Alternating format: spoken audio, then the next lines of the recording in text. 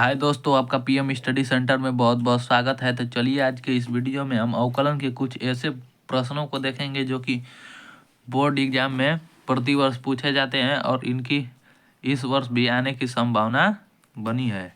चलिए आज के इस वीडियो को हम शुरू करते हैं। अवकलन, यदि पहला प्रश्न है, यदि x बराबर a² तथा y बराबर 2at तो dy/dx का होल स्क्वायर ज्ञात कीजिए। दोस्तों सबसे पहले आपको यह बता दूं कि यदि dy/dx कहेगा ज्ञात करने तो के लिए तो हम एक बार अवकलन करेंगे, और यदि dy/dx का होल स्क्वायर कहे तो इसे 2 बार अवकलन करेंगे। 3 कहेगा तो हम 3 बार अवकलन करेंगे। तो चलिए पहले इसको हम अवकलन करते हैं। और यह एक एनसीईआरटी प्रश्न है और इस तरह के क्वेश्चन आपको बोर्ड एग्जाम में 3 अंक के देखने को मिल सकते हैं। यह 3 अंक में पूछा जाता है आपके बोर्ड एग्जाम में। चलिए इस वीडियो को अब शुरू करते हैं। तो सबसे पहले तो दिया है x बराबर at²। तो इसका सबसे पहले अवकलन करेंगे t के सापेक्ष। तो x बराबर at² मान लेंगे तो हमारा हो जाएगा x बराबर at² दिया है। तो इसे t के सापेक्ष दोनों पक्षों का अवकलन करने पर तो लिखेंगे सबसे पहले कि t के सापेक्ष दोनों पक्षों का अवकलन करने पर,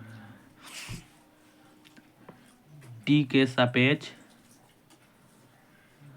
दोनों पक्षों का अवकलन करने पर, दोनों पक्षों का अवकलन करने पर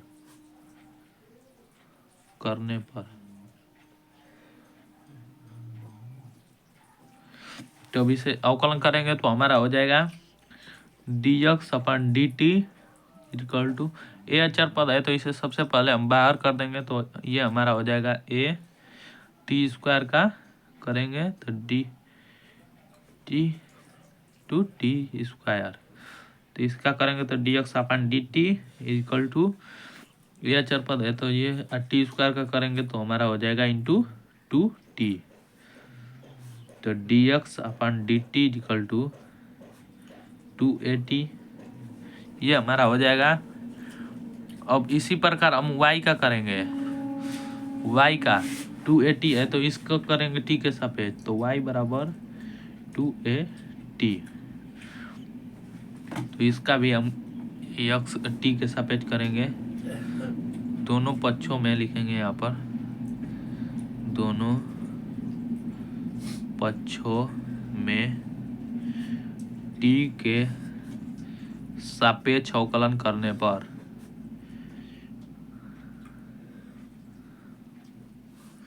तो चलिए अब अवकलन करेंगे t के सापेक्ष तो हमारा हो जाएगा dy/dt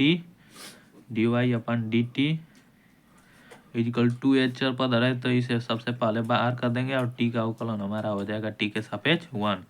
तो dy/dt इक्वल टू 2a। अब इतना हो गया तो सबसे पहले तो हम यह देखेंगे कि यहाँ पर हमें dy/dx ज्ञात करना है, dy/dx का होल स्क्वायर। तो सबसे पहले dy/dx ज्ञात करेंगे तो हमारा dy/dt में dx/dt का भाग दे देंगे तो हमारा dy/dx आ जाएगा। तो अब यहाँ पर लिखेंगे, इसे मान लेंगे हम समीकरण 1 और इसे मान लेंगे हम समीकरण 2। तो समीकरण 1 और 2 से 1 तथा समीकरण 2 से, चाहे समीकरण 2 में समीकरण 1 का भाग देने पर यह भी लिख सकते हैं तो हमारा हो जाएगा। तो हमारा होगा, अब इसमें भाग देंगे तो हमारा हो जाएगा dy/dt अपन dx/dt। dt से dt कट जाएगा तो हमारा हो जाएगा यहाँ पर, इसका भी लिख लेंगे आगे का तो 2a/2at हो जाएगा। तो 2a से 2a कट जाएगा तो 1/t बचेगा। यहाँ पर dt से dt कट जाएगा इस पक्ष में तो dy/dx बचेगा। तो इसे लिखेंगे हम कि dy/dx equal to 1/t, dx/dt equal to 1/t आ गया। तो ये तो हमारा dy/dx आ गया। हमें dy/dx का होल स्क्वायर करना है तो पुनः एक बार इसको हम करेंगे यक्स के सापेक्ष अवकलन, तो हमारा हो जाएगा ये, दोनों पक्षों में करेंगे तो हमारा हो जाएगा, तो यक्स के सापेक्ष दोनों पक्षों का अवकलन करेंगे तो लिखेंगे यक्स के सापेक्ष अवकलन करने पर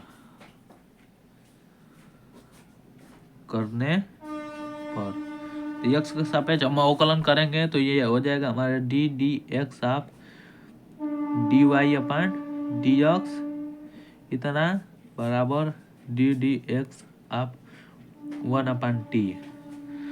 1/t को हम जब इसका अवकलन करेंगे तो देख लीजिए यहाँ पर, इसको हम लिख सकते हैं D D X of T के पावर -1। जब इसे ऊपर ले जाएंगे तो इसका घात बदल जाएगा, प्लस में है तो माइनस में, तो माइनस टी के पावर -1 हो जाएगा। तो अब इसको हम यक्स के पावर यन पर तोड़ेंगे तो हमारा हो जाएगा -1 टी के पावर -1 अब फिर -1 यन यक्स के पावर यन -1 पर हो जाएगा, तो हमारा हो जाएगा माइनस टी के पावर -2। और जब इसे नीचे ले आएंगे तो हमारा हो जाएगा -1/t²। तो यही हम यहाँ पर धर देंगे और ये हो जाएगा d²y/dx²। और यहाँ पर हमारा हो जाएगा, इसका अवकलन करें हैं तो यहाँ पर आया है हमारा -1/t², और इसे हम लिख सकते हैं dy/dx²